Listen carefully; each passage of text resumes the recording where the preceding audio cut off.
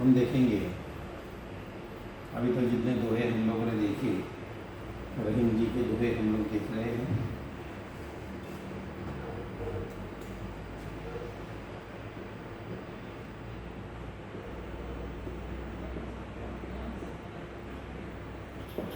रहीम के दोहे।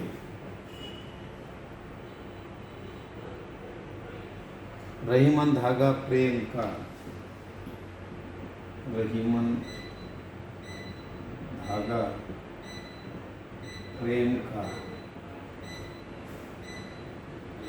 मत तोड़ो चटकाए, मत तोड़ो चटकाए, टूटे से फिर न जुड़े, टूटे से फिर न जुड़े, जुड़े गांठ पड़ी जाए, जुड़े गांठ पड़ी जाए। अर्थात रहीम जी इस दोहे के माध्यम से हमें समझाना चाहते हैं, बताना चाहते हैं कि प्रेम का संबंध बहुत ही नाजुक होता है। इसे झटका देकर तोड़ना अच्छा नहीं होता। यदि कोई धागा एक बार टूट जाता है तो उसे जोड़ना बहुत ही मुश्किल हो जाता है। यदि वापस जोड़ते हैं तो उसमें गांठ आ ही जाती है। उसी प्रकार आपसी संबंध एक बार टूट जाते हैं, मन से एक बार दरार आ जाती है तो दोबारा नहीं जुड़ती है। रहीम जी यहाँ पर समझाना चाहते हैं कि जिस प्रकार से एक बार धागा टूट जाए तो उसमें गांठ पड़ जाती है। चाहे लाख कोशिशें कर लो, उसको पहले की तरह बनाया नहीं जा सकता है, उसमें गांठ आ जाती है। उसी प्रकार एक बार किसी व्यक्ति का, किसी मित्र का, किसी रिश्तेदार का, किसी संबंध का अगर हमसे कुछ दिल दुख जाता है, दिल में दरार पड़ जाती है, मन में दरार पड़ जाती है और वह रिश्ता अगर टूट जाता है तो दोबारा वह रिश्ता बनना नामुमकिन सा हो जाता है। वह रिश्ता फिर की तरह नहीं बन पाता। इस प्रकार रहीम जी यहाँ पर कहते हैं। आगे का दोहा है,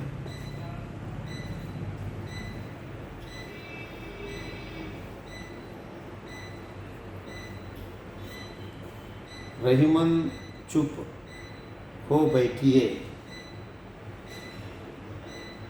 रहीमन चुप हो बैठिए, देखी दीनन के फेर, देखी दीनन के फेर, जब नीके दिन आहे, जब नीके दिन आए,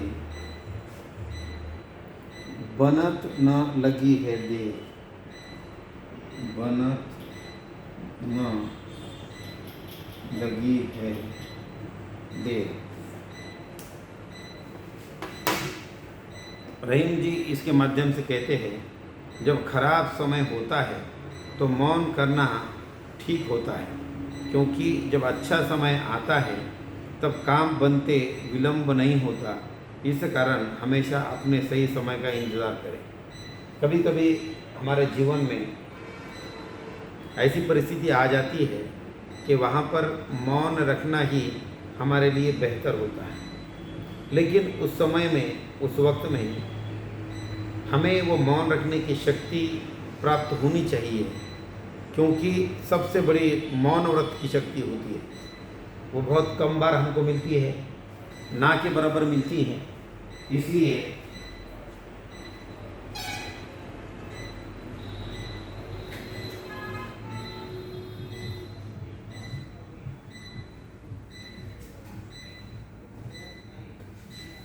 मौन व्रत धारण करना, रहीम जी का ये कहना है कि अगर कभी कभी हम पर वक्त आ जाए तो हमने कभी कभी मौन भी रहना चाहिए।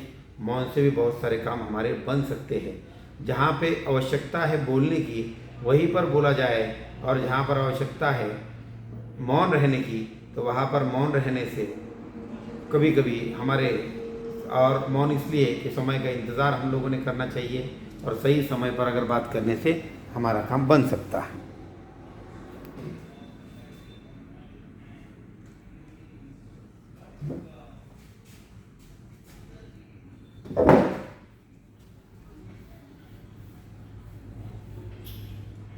आगे का दोहा,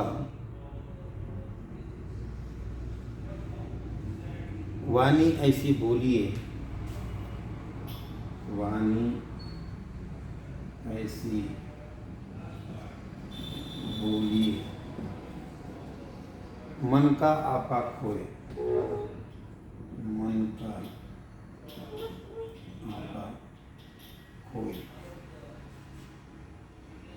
औरन को शीतल करे, औरन को शीतल करे, आप ही शीतल हुए, आप ही शीतल हुए। अर्थात रहीम जी यहाँ पर इस दोहे के माध्यम से बताते हैं, रहीम कहते हैं हमें हमेशा ऐसी वाणी बोलनी चाहिए जिसे सुनने के बाद खुद को और दूसरों को शांति और खुशी हो। वाणी ऐसी बोलिए, मन का आपा खोए, औरन को शीतल करे, आपो शीतल होए। हमारे ज़बान में वो मिठास होनी चाहिए, हमारे वाणी में, हमारे बोली में मिठास होनी चाहिए। हम जब भी किसी से बात करें तो सोच समझ कर बात करनी चाहिए।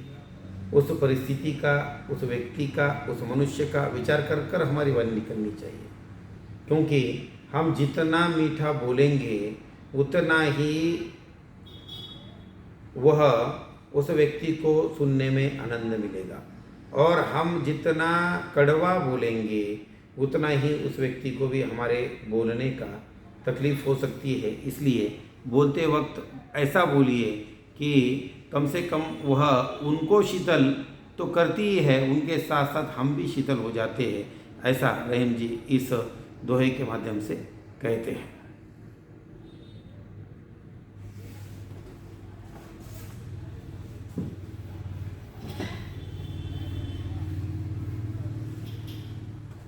जो गरीब सो हित करे, जो गरीब सो हित करे,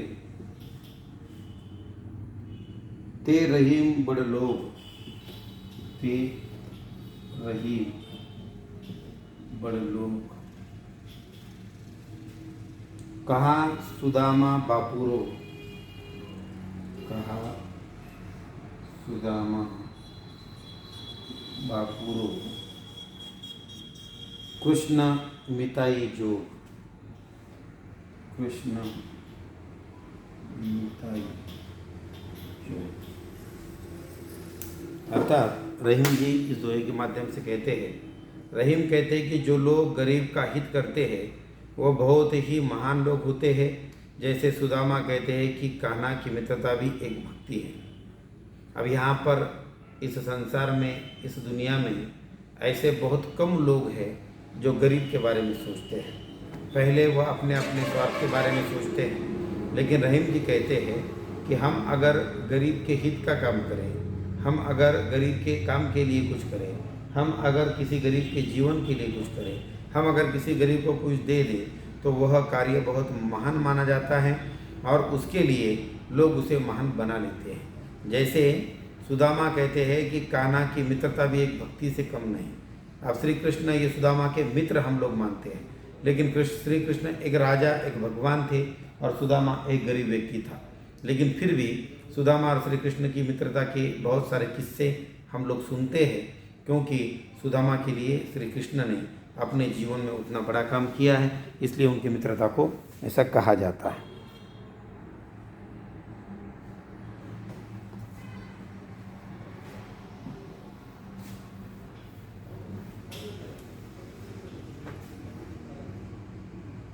खीरा सिरते काटी के, खीरा सिर से काटी के,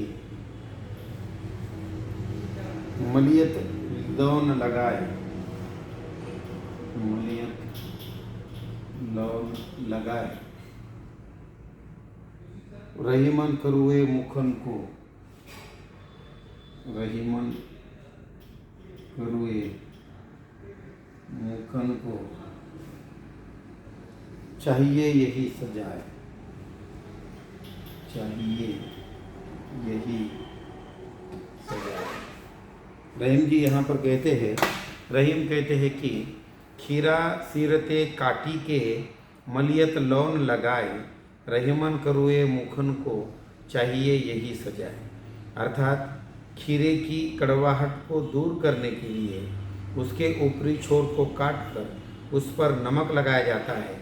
यह सज़ा उन लोगों के लिए है जो कड़वा शब्द बोलते हैं।